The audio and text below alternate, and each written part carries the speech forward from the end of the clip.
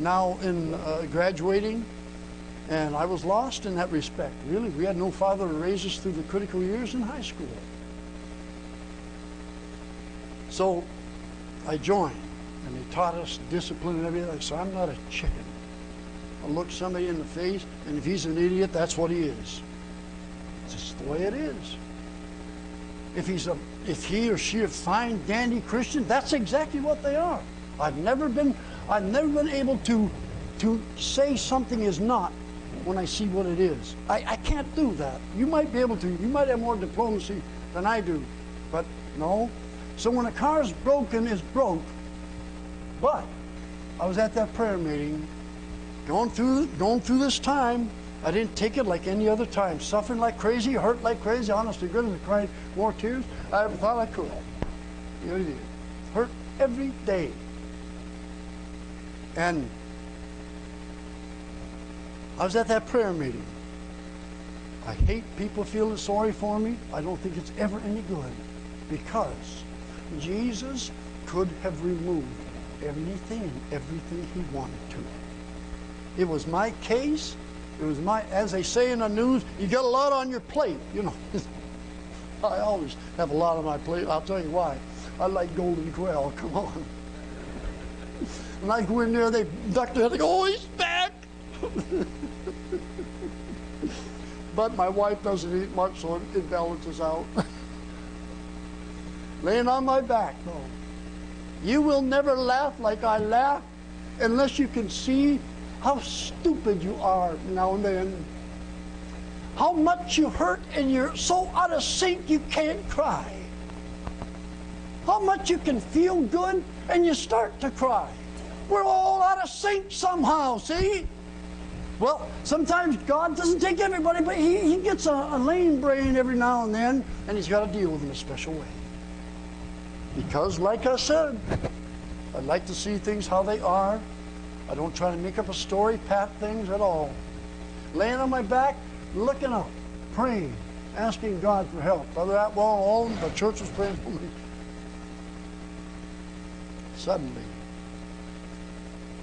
it wasn't to my amazement, I just didn't know what was going on. The top of the building disappeared. The heavens opened wide, completely wide. There was nothing between me and what I was seeing. From the standpoint I'm saying, it was quite literal because it was my eyes that saw it. But from the other standpoint that we might look at more clearly, it might not have been my eyeballs perceiving a roof disappear.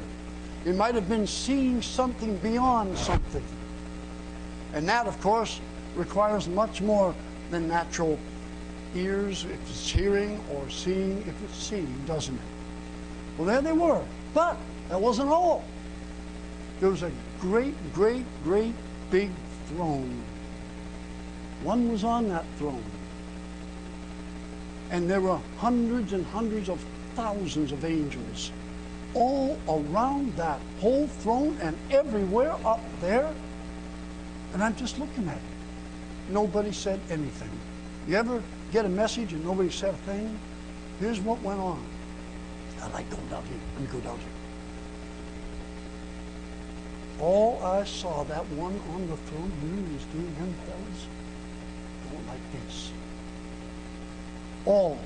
He didn't have to command, but all of the angels were doing the same thing.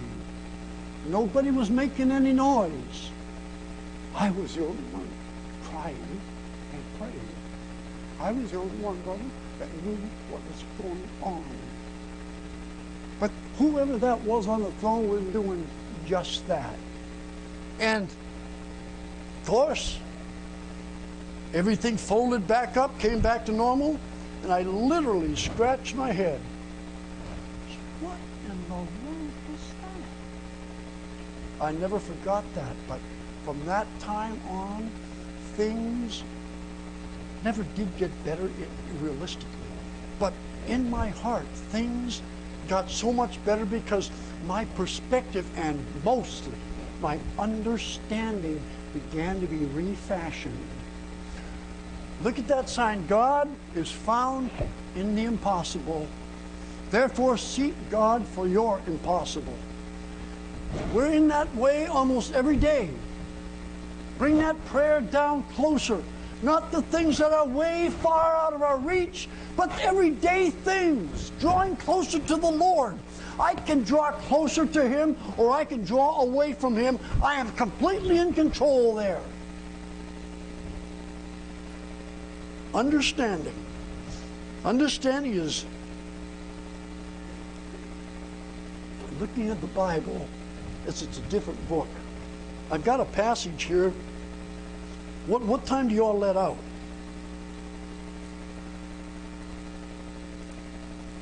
I'm the one with bad ears. Come on now. 5 o'clock. Wow. But when do you get hungry? Come on. I'm not gonna spend much time. I'm not gonna. In Romans chapter 10, I know this passage is quoted many, many, many times, especially in evangelical circles, when there are revivals being preached in different places. I remember a little Baptist church I attended way, way, way back when I first got out of the Marine Corps. And they had their yearly revival. And they would reference this passage many, many times because it's so simple until you look at it. Just because I want something to say what I want it to say doesn't necessarily mean that's correct.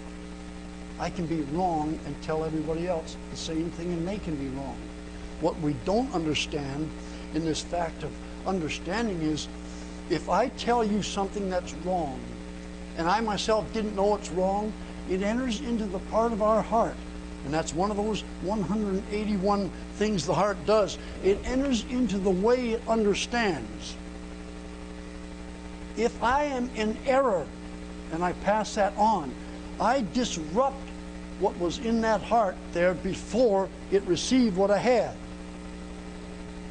If you don't think it didn't shape some things up in there and form other conclusions, you're wrong. It does. I watched a computer work on a car, and I forced it to do things. I wanted to see if it was smart enough to do them, and it was. I would pull a vacuum hose off, and I would watch all the information on the computer, the serial data line, and I would watch. I would see numbers begin to change quickly. Then some would change another way, another way. Is that interesting? What? Is that interesting? Did God just want me to pull vacuum hoses off? Let me tell you how serious it was. At school one time, 4-cylinder engine. They had put 4 sets of spark plugs in that and couldn't find the misfire. You've seen an engine misfire, right? Spark plug, a wire leaking, spark plug bad. That's what, 4 times. Until it got in their head, what's going on here? They weren't understanding something. So, like I didn't say anything, not at first. I just went like this. I put my hand over a vacuum hose that I saw out of the corner of my eye had fallen off. The engine picked right up. The instructor was the one that had the 4 sets of spark plugs put in. I said, yeah, 4-cylinder, this vacuum hose was leaning that cylinder out. Understanding the product. Boast? Not at all.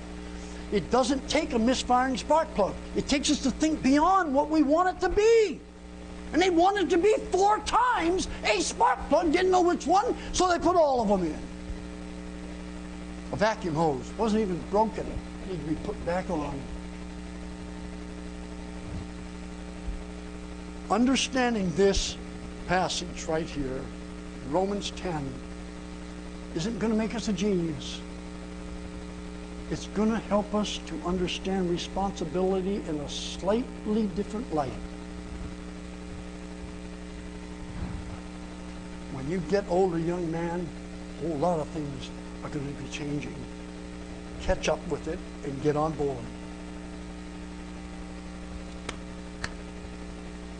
Paul was the apostle of the Gentiles. In the same book, in chapter 11, I think it's 13, said, 13, 11 maybe, I magnify my office, 11 and 13. An apostle of the Gentiles. He wasn't quibbling the point. The Lord had to deal with him in a particular way. So this man, who was extremely intelligent, decided the best way things could be